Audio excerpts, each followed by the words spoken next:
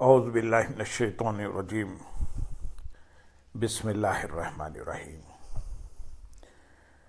برادران عزیز، آج کی اس نشست میں حضور نبی اکرم صلی اللہ علیہ وسلم کی احادیث مبارکہ بیان کرنے کی سعادت حاصل کی جائے گی۔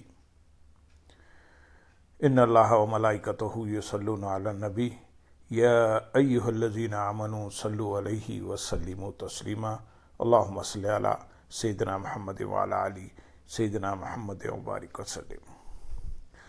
سیدنا ابو ذر رضی اللہ تعالیٰ عنہ بیان کرتے ہیں کہ نبی کریم صلی اللہ علیہ وسلم سے پوچھا گیا کون سے اعمال بہترین ہیں؟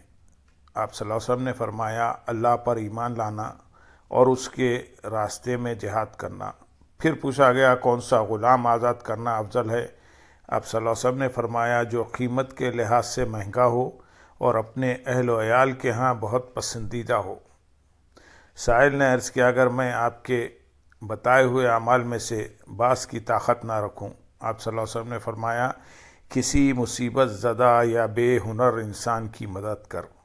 اس نے عرض کیا بتائیے اگر میں کمزور پڑ جاؤں؟ آپ صلی اللہ علیہ وسلم نے فرمایا پھر لوگوں کو اپنے شر سے محفوظ رکھ، بے شک یہ بھی ایک صدقہ ہے جسے تو اپنی جان پر کرے گا۔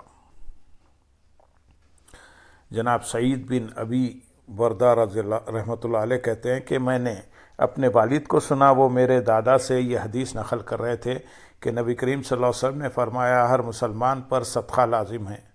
عرض کیا بتائیے اگر وہ صدقے کے لیے کوئی چیز نہ پائے؟ آپ صلی اللہ علیہ وسلم نے فرمایا پھر اپنے دستے بازو سے محنت کرے، خود بھی فائدہ اٹھائے اور صدقہ بھی کرے۔ عرض کیا بتائیے اگر وہ اس کی طاقت بھی نہ رکھے یا نہ کر سکے؟ فرمایا کسی حاجت مند مصیبت زدہ کی مدد کرے۔ عرض کیا بتائیے اگر وہ اس کی بھی طاقت نہ رکھے یا نہ کر سکے؟ آپ صلی اللہ علیہ وسلم نے فرمایا پھر اسے چاہیے کہ نیکی کا حکم دے۔ عرض کیا اگر وہ اس کی بھی طاقت نہ رکھے یا نہ کر سکے؟ فرمایا پھر کم از کم برائی سے باز رہے، بلا شبہ یہ بھی اس کے لیے صدقہ ہے۔ اللہم صلی علی سیدنا محمد وعلی آل سیدنا محمد وبارک وسلم۔ سیدنا عبداللہ بن عمر رضی اللہ تعالیٰ عنہما بیان کرتے ہیں کہ رسول اللہ صلی اللہ علیہ وسلم اکثر یہ دعا کیا کرتے تھے، اے اللہ میں تجھ سے تندرستی، پاک دامنی، امانت داری، اچھے اخلاق اور تقدیر پر راضی رہنے کا سوال کرتا ہوں۔ جناب یزید بن بابنوس رحمۃ اللہ علیہ بیان کرتے ہیں کہ ہم سیدہ عائشہ رضی اللہ تعالیٰ عنہ کی خدمت میں حاضر ہوئے۔ ہم نے عرض کیا اے ام المومنین، رسول اللہ کریم صلی اللہ علیہ وسلم کا اخلاق کیسا تھا؟ انہوں نے فرمایا آپ کا اخلاق قرآن تھا، کیا تم سورۃ مومنون پڑھتے ہو؟ فرمایا پڑھو۔ یقیناً مومن فلاح پا گئے۔ یزید بن بابنوس رحمۃ اللہ علیہ کہتے ہیں پھر میں نے قد افلح المومنون سے لے کر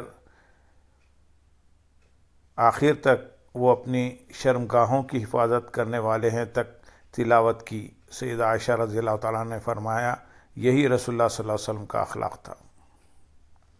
اللہم صلی علی سیدنا محمد وعلی آل سیدنا محمد وبارک وسلم۔ جناب سالم رحمۃ اللہ علیہ کہتے ہیں عبداللہ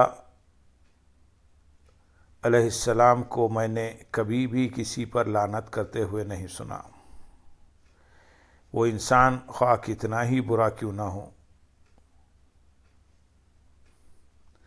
عبداللہ بن عمر رضی اللہ تعالیٰ عنہ کہا کرتے تھے رسول اللہ صلی اللہ علیہ وسلم نے فرمایا ہے مومن کے شایان شان نہیں کہ وہ لعنت کرنے والا ہو۔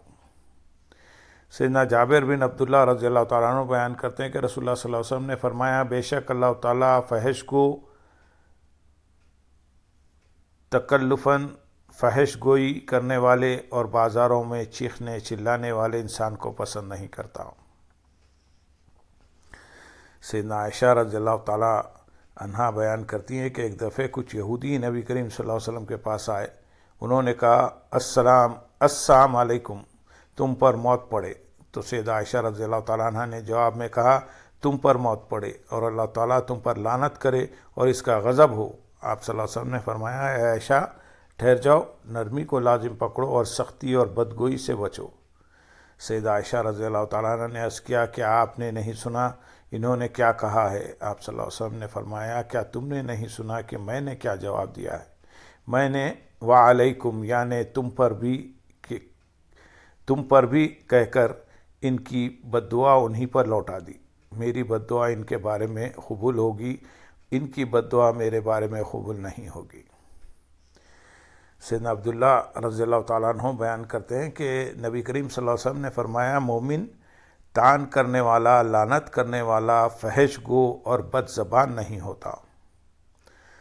سیدنا ابو ہریرہ رضی اللہ تعالیٰ عنہ بیان کرتے ہیں کہ نبی کریم صلی اللہ علیہ وسلم نے فرمایا دو رخے آدمی کے لیے ممکن نہیں کہ وہ امانت دار ہو۔ دو رخے سے مراد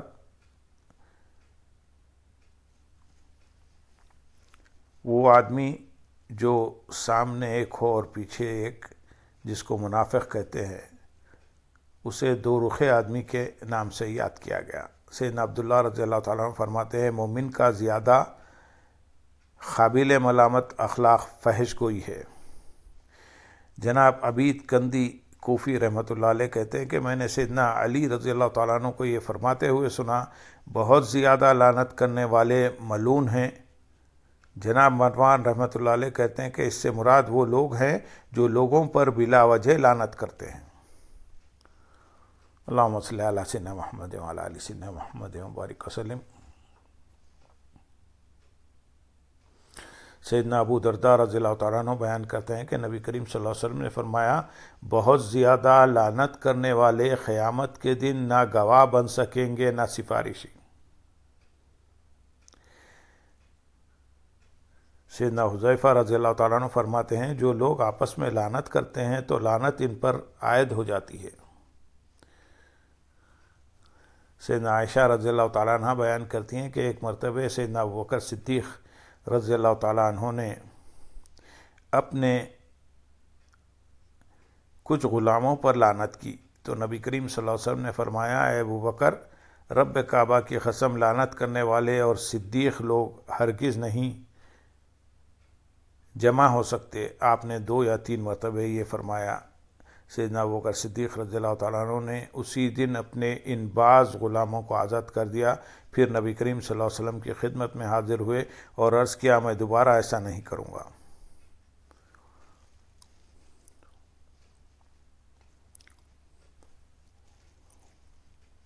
سیدنا ابو ہریرہ رضی اللہ تعالیٰ عنہ بیان کرتے ہیں کہ نبی کریم صلی اللہ علیہ وسلم سے عرض کیا گیا اے اللہ کے رسول صلی اللہ علیہ وسلم آپ مشرکین کے لیے بد دعا فرمائیں۔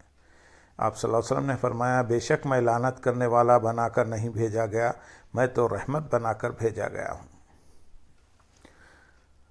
جناب حمام رحمۃ اللہ علیہ بیان کرتے ہیں کہ ہم سیدنا حذیفہ رضی اللہ تعالیٰ عنہ کے ساتھ تھے، پس ان سے کہا گیا کہ ایک شخص سیدنا عثمان غنی رضی اللہ تعالیٰ عنہ تک باتیں پہنچاتا ہے، تو سیدنا حذیفہ رضی اللہ تعالیٰ عنہ نے فرمایا کہ میں نے نبی کریم صلی اللہ علیہ وسلم کو یہ فرماتے ہوئے سنا ہے کہ چغل خور جنت میں نہیں جائے گا۔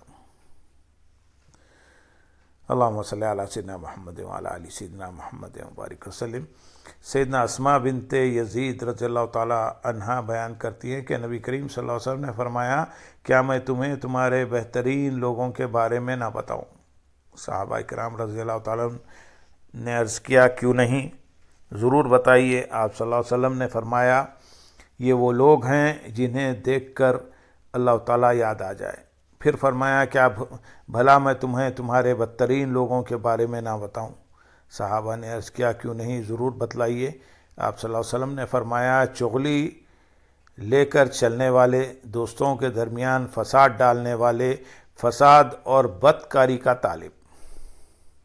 اللہم صلی علی سیدنا محمد وعلی آل سیدنا محمد وبارک وسلم۔ سیدنا علی بن ابی طالب رضی اللہ تعالیٰ عنہ فرماتے ہیں فحش گوئی کرنے والا اور جوا سے پھیلاتا ہے گناہ میں دونوں برابر ہیں۔ بدگوئی کرنے والا اور جو اسے پھیلاتا ہے گناہ میں دونوں برابر ہیں۔ جناب شہیل بن عوف رحمۃ اللہ علیہ فرماتے ہیں کہا جاتا تھا کہ جس نے کوئی فحش بات سنی پھر اسے پھیلا دیا تو وہ اسی شخص جیسا ہے جس نے اس کا آغاز کیا۔ جناب عطا رحمۃ اللہ علیہ سے مروی ہے کہ وہ اس شخص پر سزا ضروری سمجھتے تھے جس نے زنا کو پھیلایا، اور وہ کہتے تھے کہ اس نے فحاشی کو پھیلایا۔ اللہم صلی علی سیدنا محمد وعلی آل سیدنا محمد وبارک وسلم۔ جناب حکیم بن سعد رحمۃ اللہ علیہ بیان کرتے ہیں کہ میں نے سیدنا علی رضی اللہ تعالیٰ عنہ کو یہ فرماتے ہوئے سنا کہ تم جلد باز، برائی کو پھیلانے والے اور رازوں کو فاش کرنے والے نہ بنو، کیونکہ تمہارے بعد سخت تھکا دینے والی اور غمگین کرنے والی آزمائش اور نہ ختم ہونے والے فتنے ہوں گے۔ سیدنا ابن عباس رضی اللہ تعالیٰ عنہ فرماتے تھے جب تو اپنے ساتھی کے عیوب بیان کرنے کا ارادہ کرے تو اپنے عیبوں کو یاد کر۔ سیدنا ابن عباس رضی اللہ تعالیٰ عنہ نے آیت اپنی جانوں کو عیب نہ لگاؤ کی تفسیر کرتے ہوئے فرمایا تم ایک دوسرے پر طعنہ زنی نہ کرو۔ جناب ابو جبیر بن ضحاک رحمۃ اللہ علیہ بیان کرتے ہیں کہ آیت ایک دوسرے کو برے ناموں سے مت پکارو ہم بنی سلمہ کے بارے میں نازل ہوئی۔ رسول اللہ صلی اللہ علیہ وسلم ہمارے پاس تشریف لائے تو ہم میں سے ہر شخص کے دو نام تھے۔ نبی کریم صلی اللہ علیہ وسلم کسی کو آواز دیتے کہ اے فلاں تو لوگ کہتے اے اللہ کے رسول صلی اللہ علیہ وسلم وہ تو اس نام سے ناراض ہوتا ہے، اس پر آیت نازل ہوئی۔ جناب اکرمہ رحمۃ اللہ علیہ کہتے ہیں میں نہیں جانتا کہ سیدنا ابن عباس یا سیدنا ابن عمر رضی اللہ تعالیٰ عنہ ان دونوں میں سے کس نے اپنے ساتھی کے لیے کھانا تیار کیا۔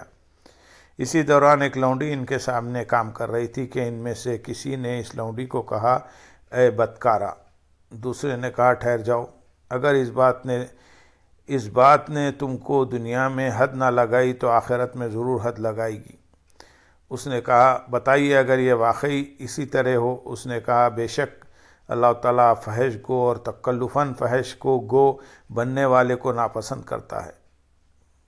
یہ سیدنا ابن عباس رضی اللہ تعالیٰ عنہ تھے جنہوں نے فرمایا کہ بے شک اللہ فحش گو اور تکلفاً فحش گو بننے والے کو ناپسند کرتا ہے۔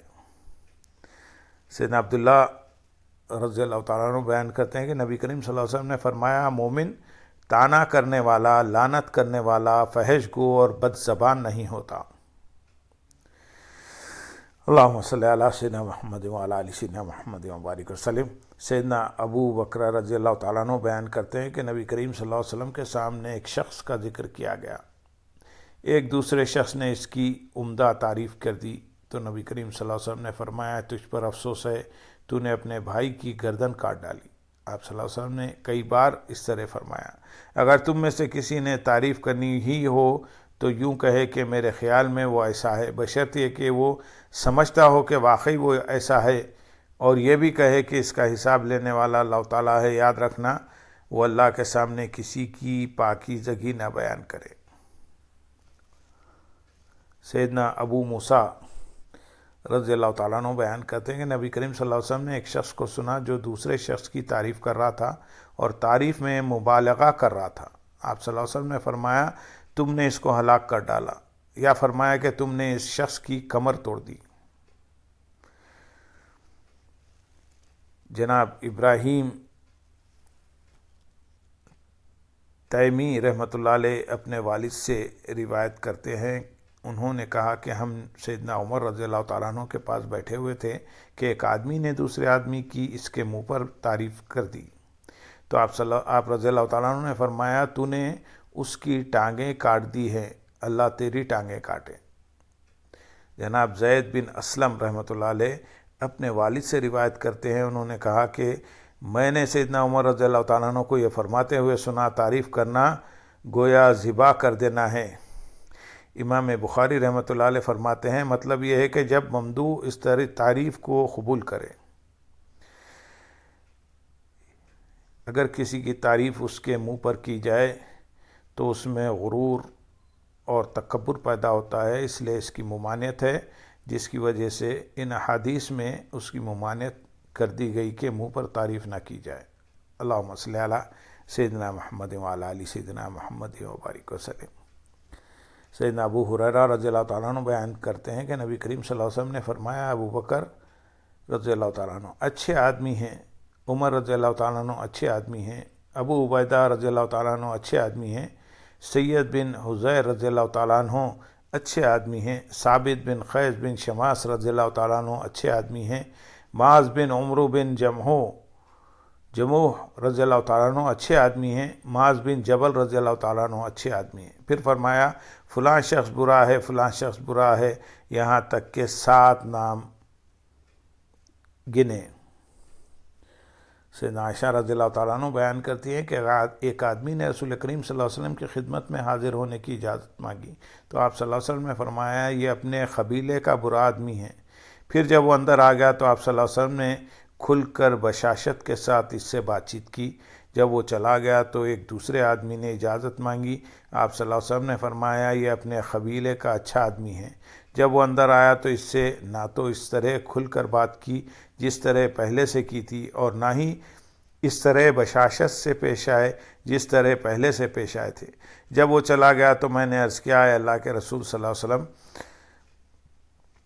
آپ نے فلاں آدمی پہلے آدمی کے بارے میں ایسا فرمایا، پھر اس کے ساتھ خوش ہو کر بات کی، اور اس دوسرے آدمی کے بارے میں یہ فرمایا، لیکن اس سے اس طرح کا معاملہ نہیں کیا جیسے پہلے شخص سے کیا تھا۔ آپ صلی اللہ علیہ وسلم نے فرمایا، اے عائشہ، بے شک لوگوں میں سے بدترین شخص وہ ہے جس کی فحش کلامی کی وجہ سے بچا جائے۔